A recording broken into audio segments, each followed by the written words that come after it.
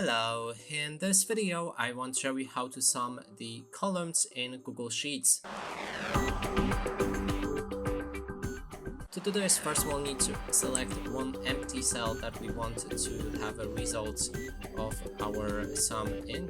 In this case we're gonna go with the 5 and we'll be counting from the entire C column.